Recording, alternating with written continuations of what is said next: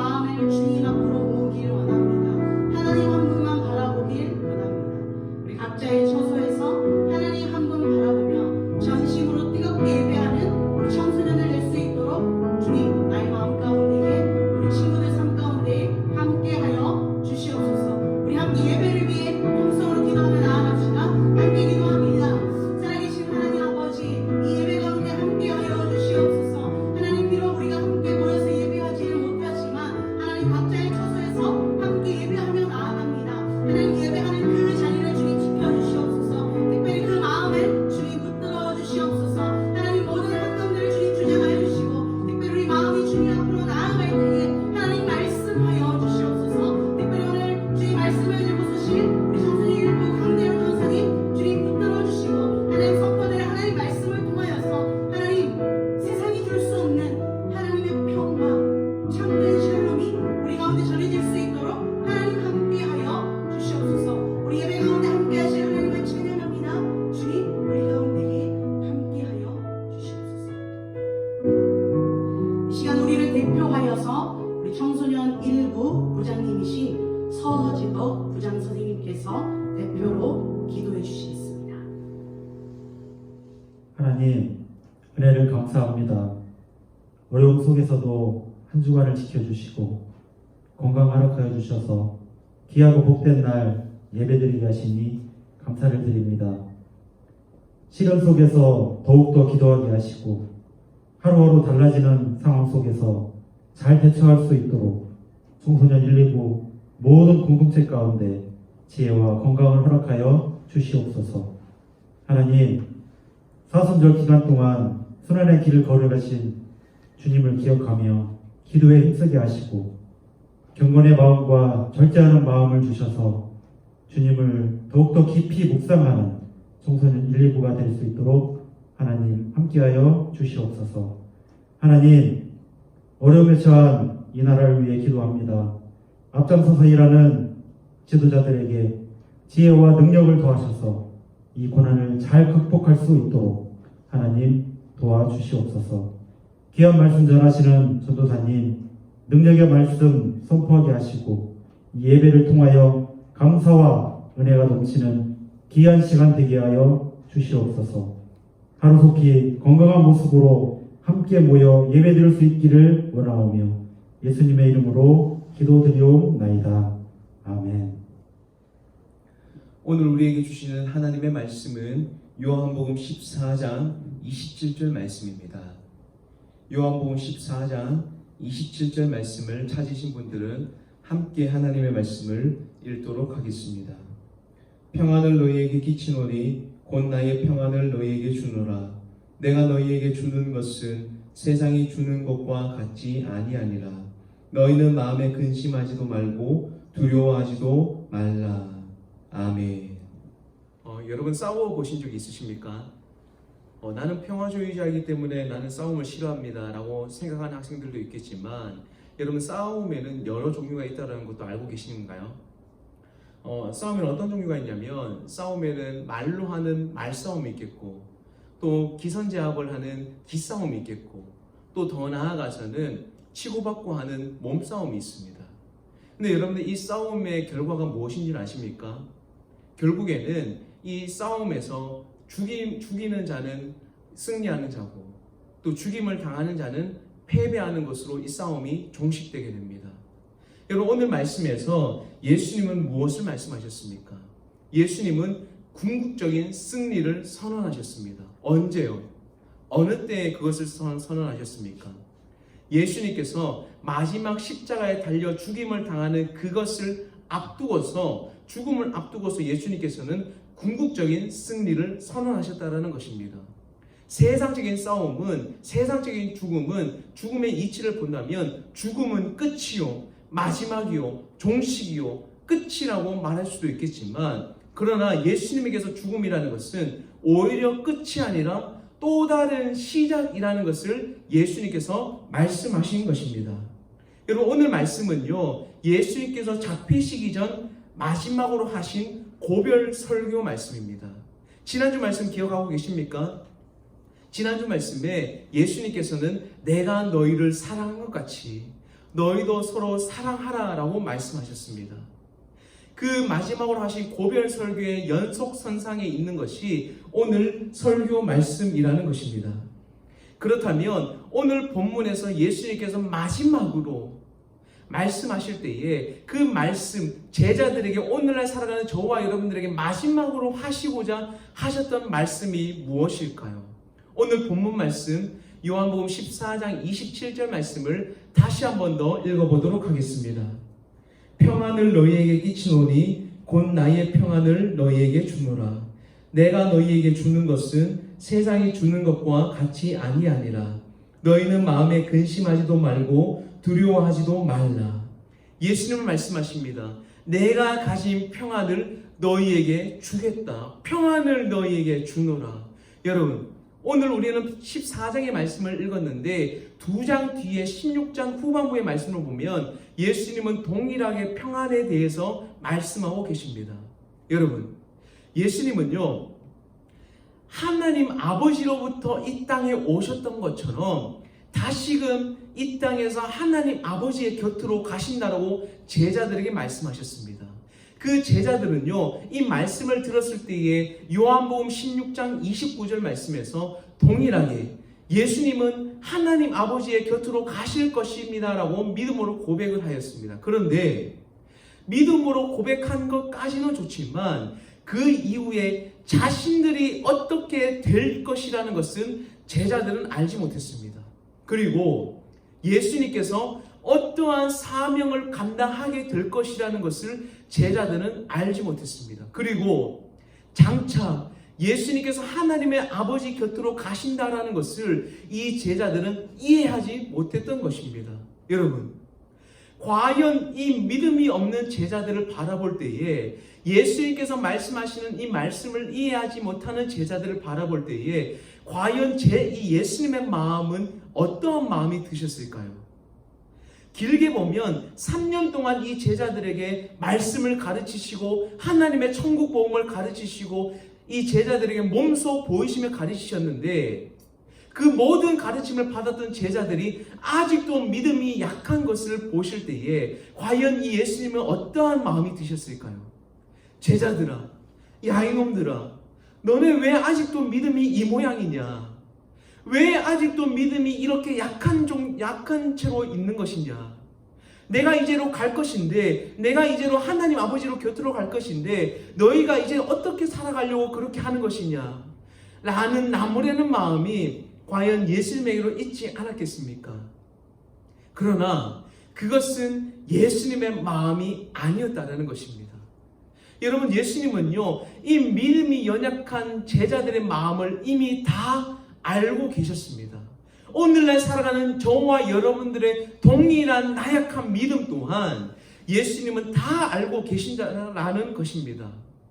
그런데 예수님은 여기에서 더 나아가서 하나를 더 알고 계신다는 것입니다. 과연 예수님은 무엇을 더 알고 계실까요?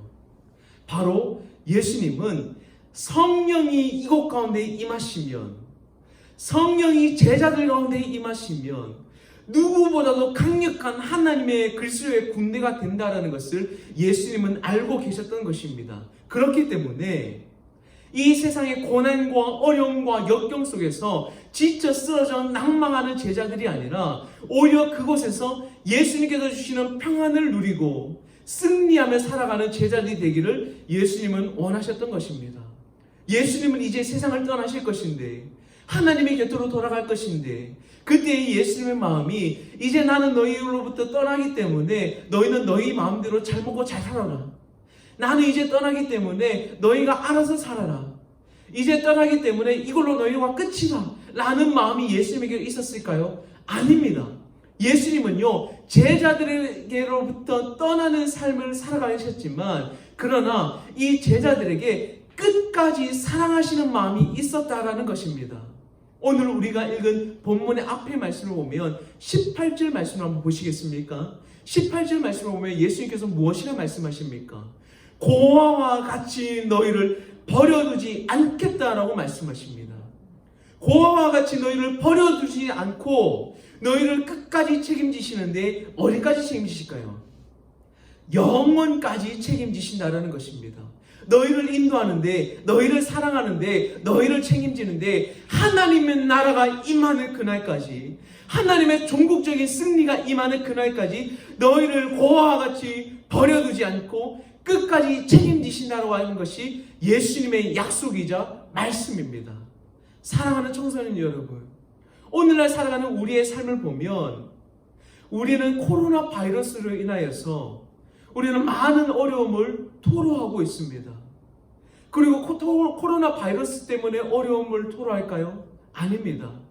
보이지 않는 미래가 우리에게 엄습할 때에, 그리고 우리에게 주어진 시대적 상황을 직면할 때에 우리는 많은 어려움을 토로하고 고난과 어려움과 눈물 가운데에 우리는 쓰러질 수도 있습니다.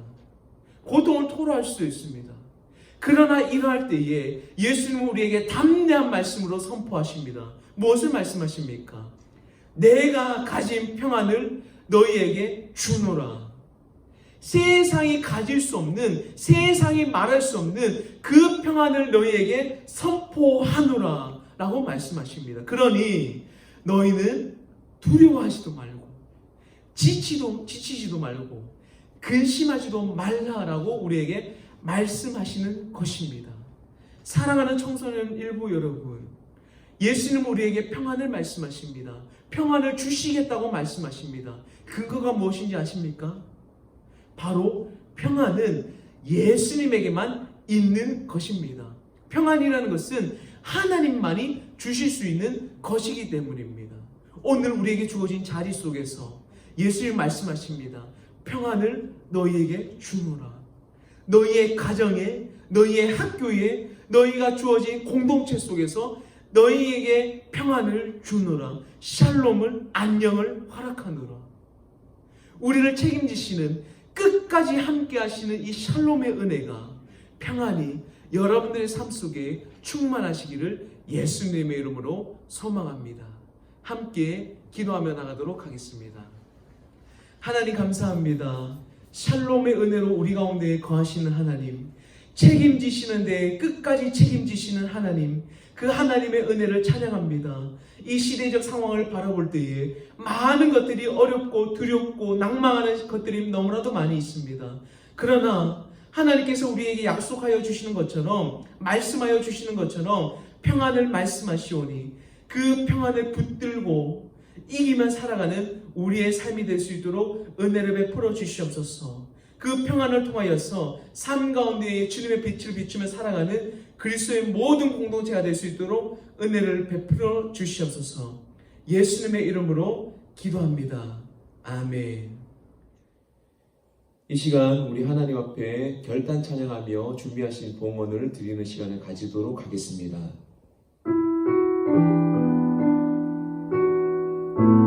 이 시간 우리 함께 찬양하며 나가도록 하겠습니다. 평안을 너에게 주노라 찬양합니다. 평안을 너에게 주노라. 세상이 줄 수 없는, 세상이 알 수 없는 평안을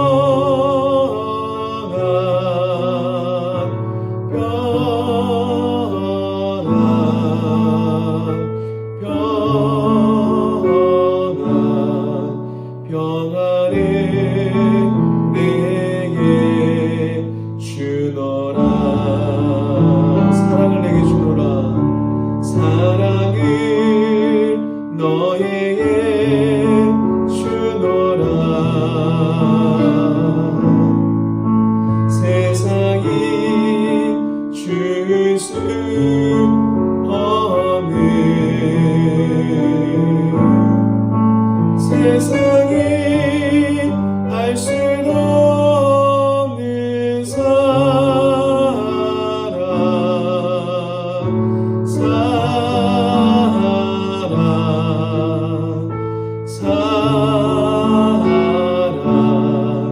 사랑을 내게 주노라. 세상이 알 수 없는 평안, 알 수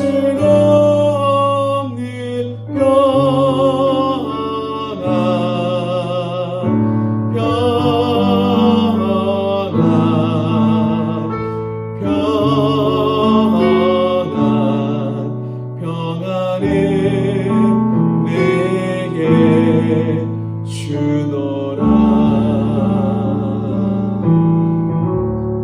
기도하겠습니다. 하나님 감사합니다. 어려운 때이지만 우리에게 평안을 허락하시는 하나님이 계시기 때문에 우리가 얼마나 감사한지 모릅니다. 하나님 각자의 처소에 있지만 주어진 자리에서 하나님을 예배하게 하심을 감사합니다. 또한 주어진 자리에서 감사한 마음을 가지고 주님 앞에 작은 것이지만 예물을 드립니다. 하나님께서 기뻐 헌령하시고 하나님의 나라에 귀하게 쓰임받는 이 헌금이 되도록 주님 사용하여 주시옵소서. 하나님 어려운 때에 있습니다. 하나님 주어진 자리에서 우리가 최선을 다하게 하시고 또한 무엇보다도 이 시대와 민족을 위하여서 기도할 수 있는 우리 청소년부가 다 될 수 있도록 은혜를 베풀어 주시옵소서. 날마다 우리와 함께 하시며 인도하실 줄 믿습니다. 동행하시고 역사하여 주시옵소서. 예수님의 이름으로 기도합니다. 아멘. 이 시간 주님께서 가르쳐주신 기도를 함으로 예배를 마치도록 하겠습니다. 하늘에 계신 우리 아버지, 아버지의 이름을 거룩하게 하시며 아버지의 나라가 오게 하시며 아버지의 뜻이 하늘에서와 같이 땅에서도 이루어지게 하소서. 오늘 우리에게 일용할 양식을 주시고 우리가 우리에게 잘못한 사람을 용서하여 준 것 같이 우리 죄를 용서하여 주시고 우리를 시험에 빠지지 않게 하시고 악에서 구하소서.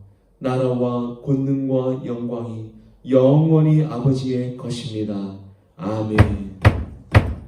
안녕하세요. 포항제일교회 청소년 여러분, 사랑합니다. 오늘은 제가 광고를 전하도록 하겠습니다. 여기는 텅 빈 청소년 2부실인데요. 모여서 함께 예배하지 못하지만 여러분 각자 처소에서 뜨겁게 예배드리는 오늘 되기를 간절히 바랍니다. 첫 번째 광고입니다. 이번 주 예배도 코로나19 확산 방지를 위해 모이는 예배는 없지만 각자 자리에서 영상으로 예배하는 우리 되길 원합니다. 두 번째 광고입니다. 지난주 수요일부터 사순절이 시작되었습니다. 사순절은 부활절까지 주일을 제외한 40일 동안의 기간을 말하는데요. 예수님의 발자취를 따라 성경을 읽고 쓰며 은혜를 누리는 청소년 되기를 원합니다. 세 번째 광고입니다. 사순절 성경 필사 여러분 하고 있나요? 저는 열심히 하고 있습니다. 사순절 성경 필사 인증샷을 전도사님에게 보내주시거나 아니면 1부, 2부 페이스북 그룹에 있습니다. 그래서 그룹에 댓글로 인증샷을 올려주시면 매주 2명을 선정하여서 기프티콘으로 선물을 드리려고 합니다. 사순절 성경 필사로 인해 하나님의 은혜를 누리는 여러분 되기를 원합니다. 그리고 네 번째 광고입니다. 헌금은 하나님께서 우리에게 베풀어 주신 은혜에 대한 감사와 헌신을 의미합니다. 각자 자리에서 예배하기에 헌금 방법을 알려드립니다. 첫 번째 방법은요, 여러분 우편으로 받으셨거나 아니면 직접 선생님에게 전달받으셨을 텐데요. 이 묵상집 안에 주일 헌금 봉투를 하나 넣어 두었습니다. 주일 헌금 봉투에 매주 모아서 우리가 함께 예배할 날 내도 되고요. 온라인 계좌로 헌금도 가능합니다. 계좌는 밑에 있을 것 같고요. 계좌로도 헌금 가능하니까 우리가 헌금하는 되기를 원합니다.